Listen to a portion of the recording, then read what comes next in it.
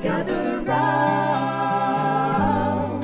Let joy sing out today, dawn now is breaking, and the mountains say, it's only light can make the darkness run. Lift up your head, greet the rising sun. Greet the rising sun. Some people think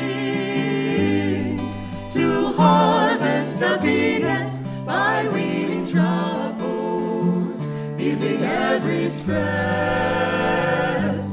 The trouble is that troubles never end. Get rid of one, and you face its friend. And you face its friend. It's in your heart, the songs of joy resound. You'll hear what echoes in the world around. Wind on a hill sounds lonely if you're sad, free if you're free, cheerful if you're glad. Cheerful if you're glad. Friends, come with me. We'll chant of battles won, shouts not of anger. Joy will be our gun. Before the light, the veils of sorrow rend. In inner freedom, all delusions end. All delusions end.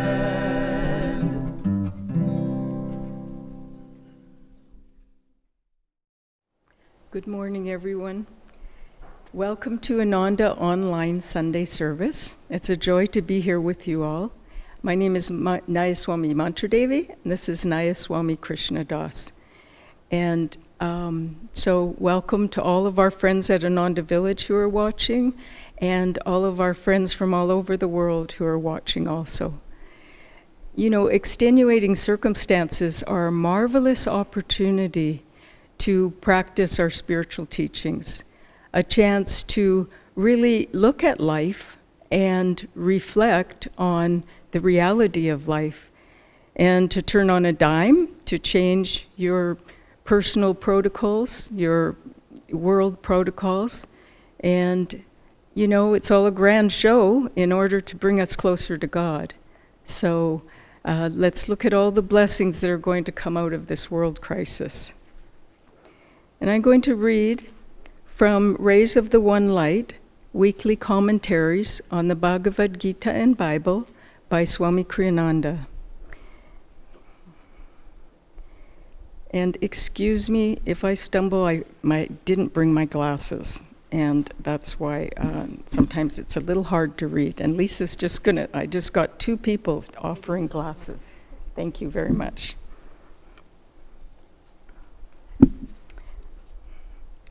Reason versus intuition. Truth is one and eternal. Realize oneness with it in your deathless self within.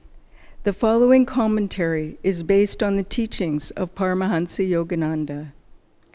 Jesus, when addressing his critics, appealed to reason and common sense. In his training of the disciples, however, he, like all great masters, encouraged in them the development of a higher faculty, soul intuition. For it is only by intuition that spiritual perceptions are achieved. In chapter 16 of the Gospel of St. Matthew, we find Jesus drawing on the intuition of his disciples by asking them who they thought he was in reality. They immediately understood that what he wanted from them was a subtle answer, not some obvious reply based on his nationalities, sex, and the like.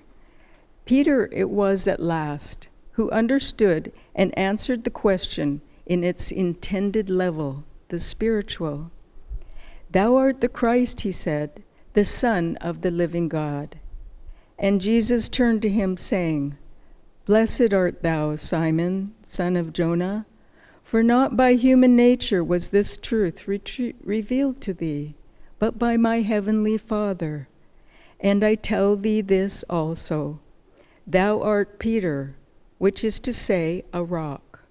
And upon this rock will I build my church, and never will the powers of darkness overwhelm it."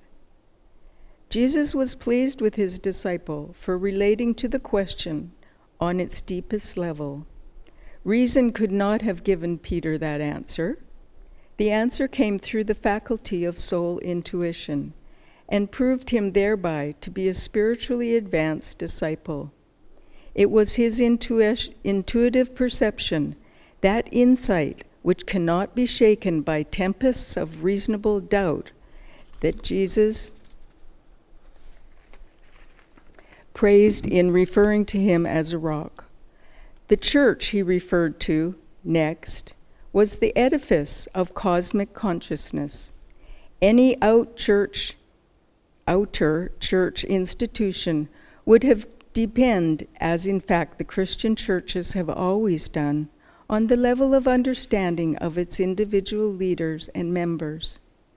Peter's intuitive perceptions could never have been passed on to an outward succession of prelates. Clarity comes by direct soul perception.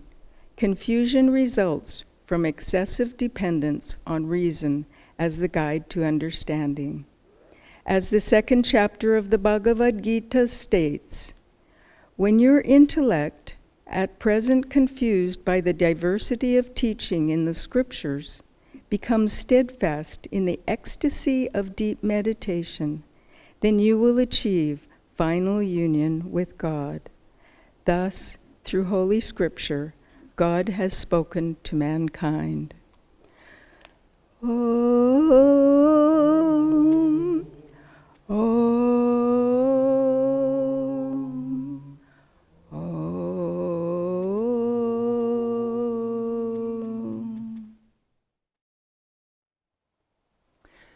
Well, again, it's been an interesting morning. Long ago, we have this scheduled, who's going to be doing service well in advance.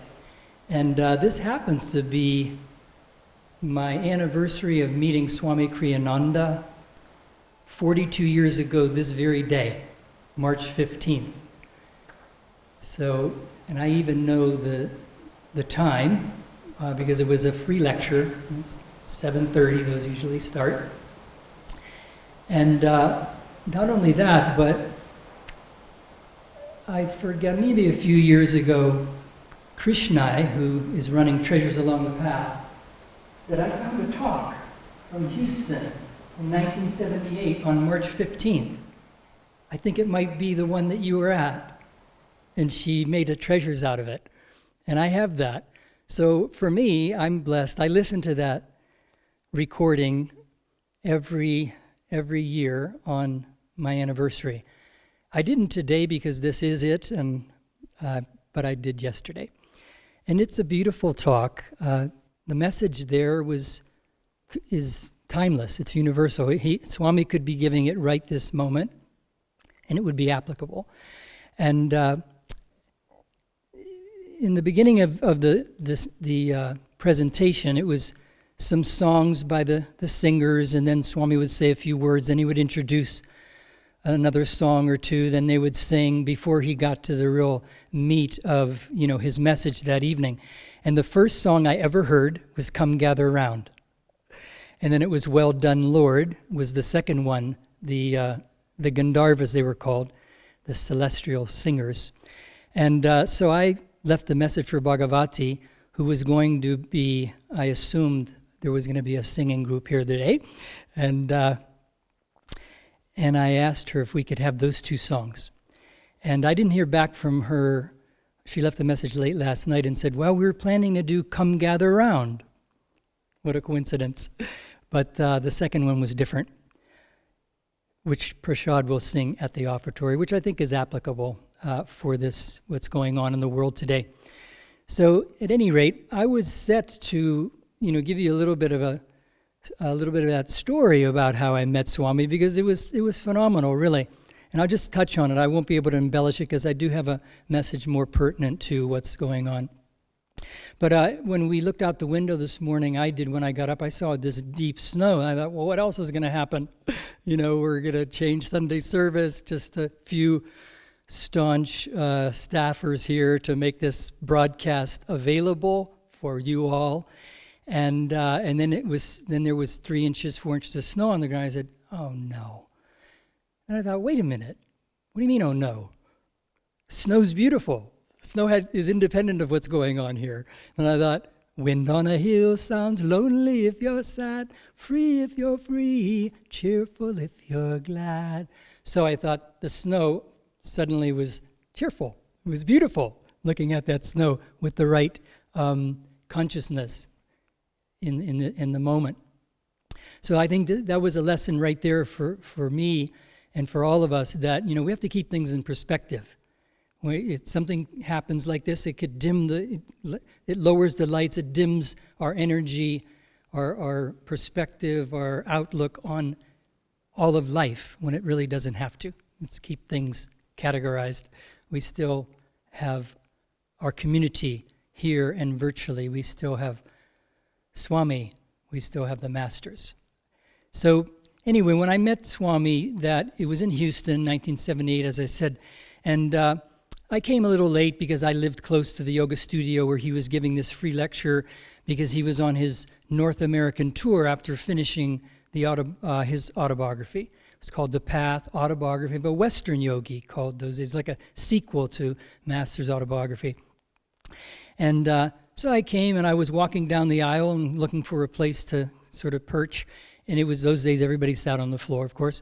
And it was packed, and I walked all the way down the aisle, and there was only a seat open right in front of him. So I thought, okay, this is fine. So he came out, there he was. And just to encapsulate it, I was bowled over. I was totally mesmerized by Swami's energy, his consciousness. And in those days, he had long hair, big beard, robes, and it was foreign. I tell you the truth, I went that evening because I had never met a real live Swami, and I thought, this might be interesting. So I went and sat there.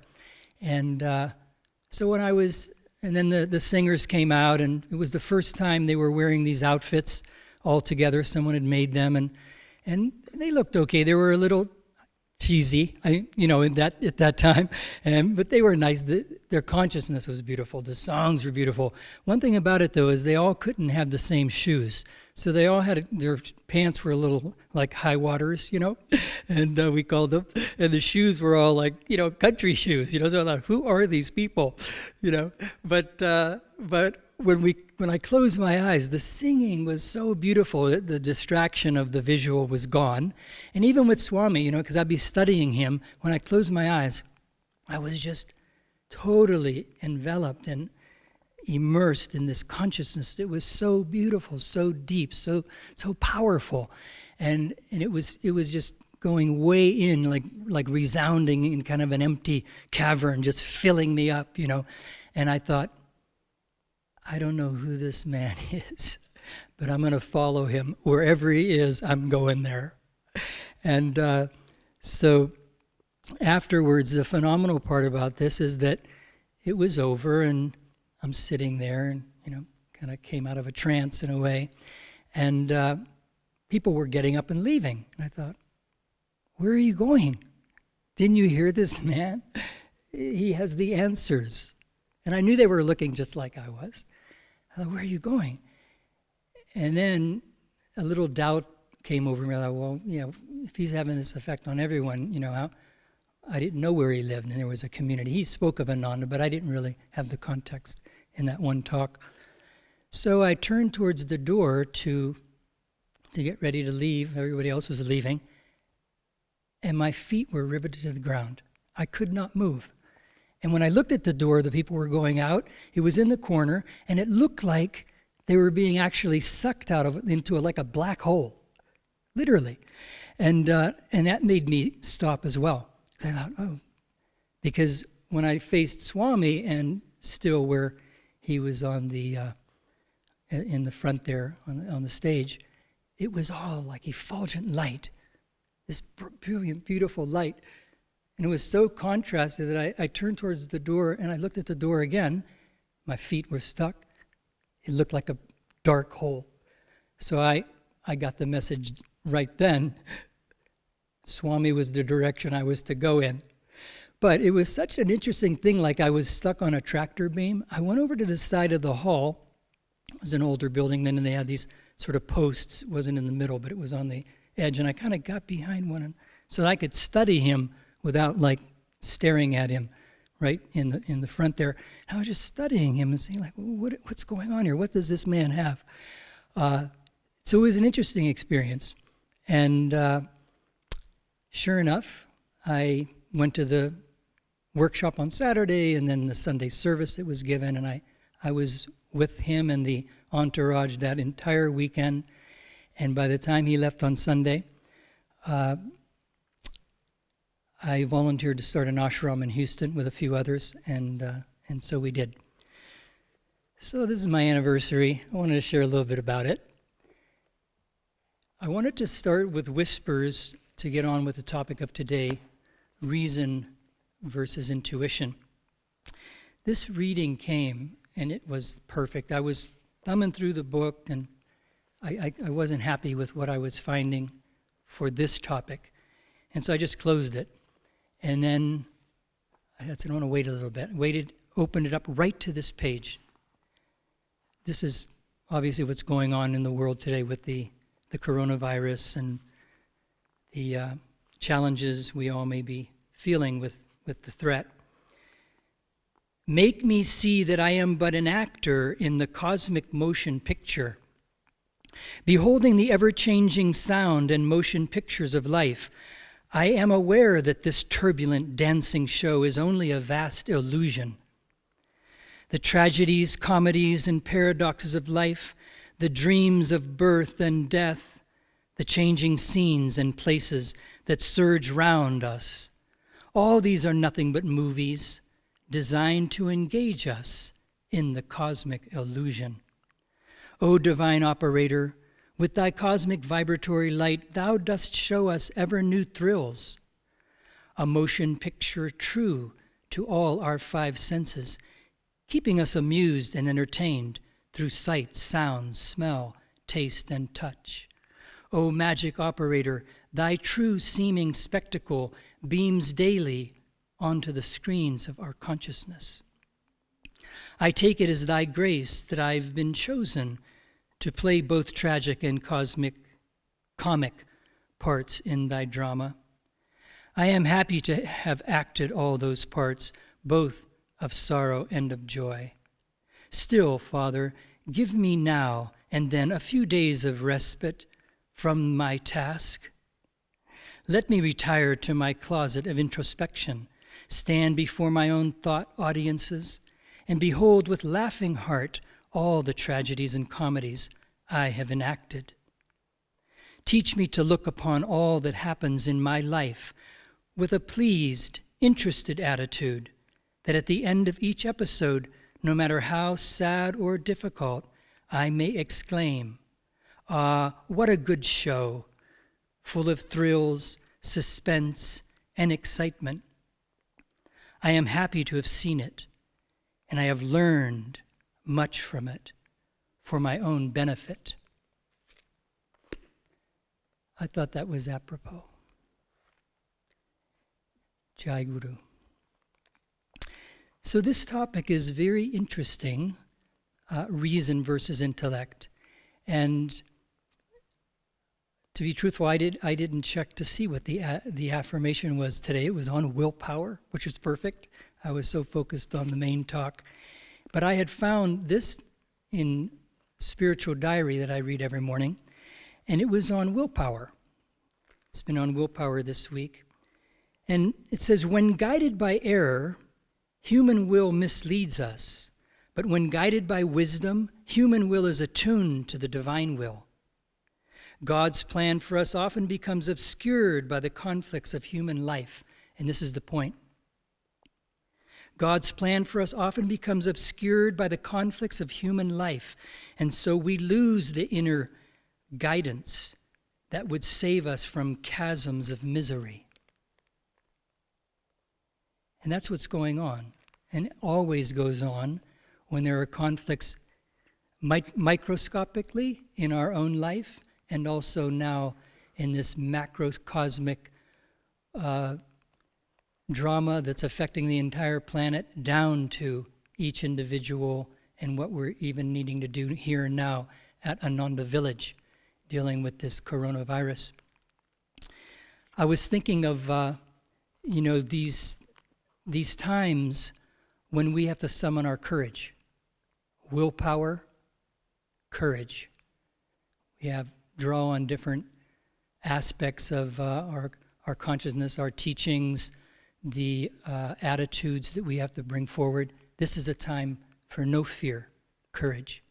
And I'm reminded of in the Lord of the Rings, when they were going through an attack, and Frodo, he says to Gandalf, he says, "I wish it need not have happened in my life." And Gandalf just said, "So do I. And so do all people who live to see such times." But it's not for them to decide. The only thing we can decide is how we are going to fare through these challenges and what's in front of us. Also, a favorite quote of mine, these are an opportunity to share them. Shakespeare, one of Shakespeare's dramas, where he says, the king, he says, "In peace, what better becomes a man than modest stillness and humility? But when the blast of war blows in your ear, imitate that of the tiger. Stiffen the sinews, summon up the blood." I think that's what we need to do right now. We need to be warriors. We can't give in to the fear. There's a lot of fear right now.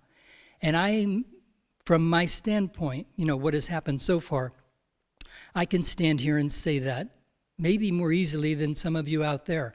I don't know, and particularly people that are maybe right in the midst of, we're all around them, schools closing, jobs closing, and they're seeing more. We're just beginning to see the effects and affecting our daily life. But nevertheless, holding to this teaching and this affirmation, as it may increase, and we don't know if it will, but if it does, we still have to hold that line. Be a warrior. Not give in to fear. Master was tremendously powerful that way.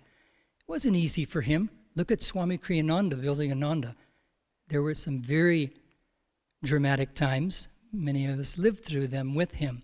He always held his center. At the same time, if you read Asha Praver's recent book, every page there was a challenge, and then Swami went into seclusion to finish writing or begin writing a book.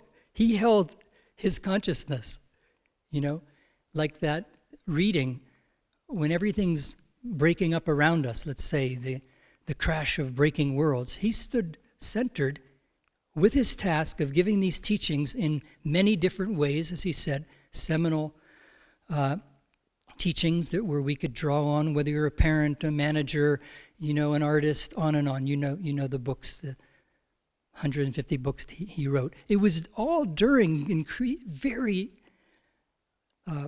varied, challenging times. It wasn't all smooth while he was able to retire to his typewriter or his computer and write all these books. So for us, we have to carry on with courage. Okay? So what is affected? Now, what the topic is, reason versus intellect. And I wanted to, in my preparation, and I like to, see what other paths say just as well. And these saints, let's get on to the saints and the masters. The saints said the same thing. Now the Rubaiyat of Omar Khayyam, which Master translated, Quatrain 45, is perfect for this. But it's about the intellect and reason. But Swami Shivananda, he said, reason is frail, finite, and limited. He loved those kind of cryptic one-liners. Swami Ramdas, that Atman mentioned last week, beautiful saint, deep saint, found God, liberation. He said, reason is too feeble and limited to gauge the depths of the infinite. We will never get there. We need reason. We need the intellect. They're tools. But intuition is the main faculty that we have to develop.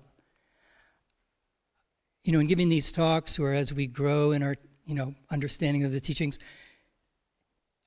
I'm really into intuition is everything. Intuition is the main point. All of the sadhana that we do is so that we could learn how to control our energies, our emotions, and focus and concentrate, so that we could not be distracted by emotion, by restless thoughts, by the limitations, actually, of reason, because reason cannot give us God realization. It cannot give us the experience of bliss. Intuition, intuitive perception, is the only thing that could do that. This is why our sadhana, particularly our meditation practice, is so vital, is so critical, it's mandatory, it's needed. We were giving a class to the Living Disciples, Living Discipleship program a couple of days ago, and it hit on me. It's like when, Master's saying you need to do this. You need to develop your own intuitive perception so that you could find God. He's telling us how. He's describing it the best he can in the most poetic, beautiful prose. But there are laws, there are cosmic laws. And yes, God, the Guru, holds the key and can wake us up at any time. But none give you the ultimate self-realization without you striving and attaining it for yourself. They show you the way. So I thought, like Babaji, I can't accept you in this condition. And the man jumped off the cliff, came back up, he touched him. That was an important test for him. Master could be saying, I want you to be in bliss with me. I want you to be in bliss with me for eternity. But even if he said, by my grace and mercy, I will accept you in that condition, cosmic law won't. We have to reach that pinnacle, self-realization ourself. Then we will be with Master, all of our lineage, for eternity in bliss, aware of our individual consciousness. Now, the Rubaiyat. This quatrain says, but leave the wise to wrangle, and with me the quarrel of the universe let be. With me, Omar Khayyam. With me, Omar, leave the quarrel of the universe, and in some corner of the hubbub couched, make game of that which makes as much of thee. The world it's like a big game, and we're the pawns on the chessboard, and we're just getting tossed all over the place, until we wake up and gain these abilities that the masters are trying to get us to attain. So this is Master's translation. Let the theoretically wise wander in endless argument among dusty exhibits in the Museum of Theology, and let scientists puzzle to their minds' content over the paradoxes of reality. Universal truths cannot be easily grasped by the frail, there it is, reason is frail, reason is too feeble. Here's Master saying it. Universal truths cannot be easily grasped by the frail tendrils of human thought. Laugh then at the need to puzzle over anything. While others argue and harangue, slip away to some distant quiet place, sit a while in deep inner silence, and meditate on the joyful, loving nature of the infinite. Why let your head be bowed by weighty riddles that never can be solved? Why take things so tragically? Look upon life in as amusing sport. For sport, evidently, is what life makes of you. I thought that was nice. We are made in the divine image. Our soul, in our soul, Jesus said, "Ye are gods." I was always thinking we could heal people, but that's a vast, broad implication. Ye are gods. In the Bhagavad Gita, it says, get in touch with the soul, with the self, because it is individualized consciousness, as Master said, Yogananda Ji said, and that all the power, omnipotence of God is our omnipotence. And we have the power to overcome anything. So right now, in this time of trial and challenges, and to what extent it may be affecting you personally, as well as holding the thought up to the Masters so that we could be a strong transmitting signal of our own, and a community like Ananda Village can join together like rays of a light joining into a vast, more powerful ray of light up into the ether, spreading out over to the entire world.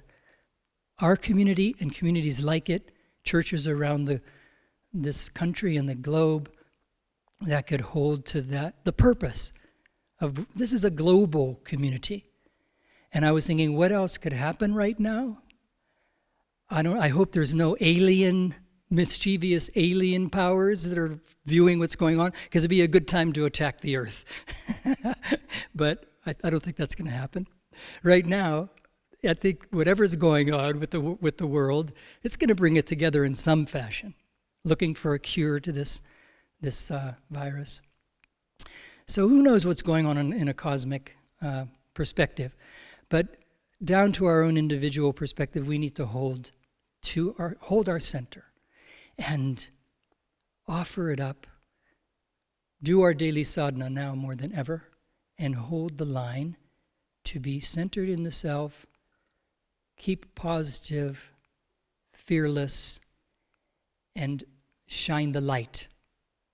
That's what we're asked to do as devotees, as disciples of a great lineage, of a great powerful avatar, and be his warriors to bring in the light. Okay?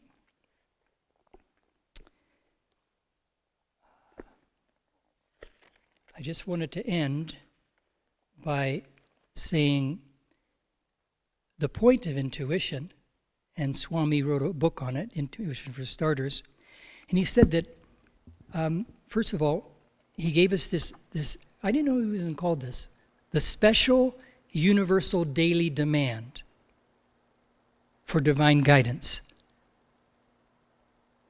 I will reason, I will, and I will act, but guide thou my reason, will, and activity to the right path in everything. That's the special universal daily demand for divine guidance. I never knew it was called that. All these years of saying that one, because it's powerful.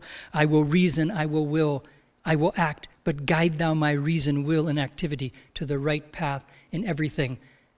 The point here is guide thou my reason, will, and activity to the right path in everything. That's our part. The guidance could be a torrent of energy, but we need to tune into it. And the only way we're going to tune into it is through our intuitive perception. As Swamiji often quipped, he said, it's kind of rare God speaks to us, out of a burning bush, or, over the various examples through history, Joan of Arc or whatever. But for us, it's that quiet, still voice within us, inside. We have to go there and be still so that we can perceive the intuitive, perceive the divine guidance that is there for us all the time. Let Blessings to you all, and may we hold together as a community here at the Village Command Central and globally.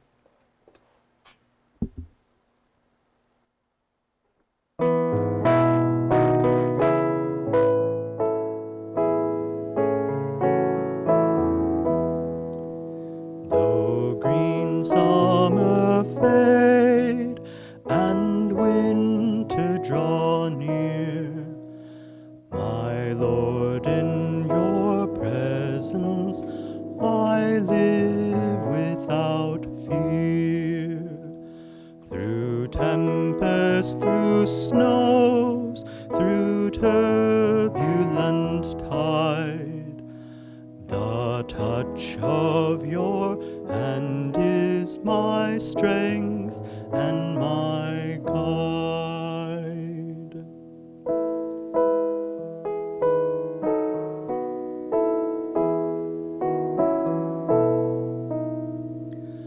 I ask for no riches that death can destroy.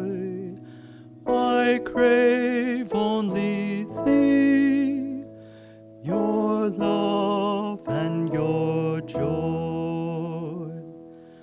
I ask for no riches that death can destroy. I crave only thee, your love and your joy. The dancers will pass, the singing must end. I welcome the darkness with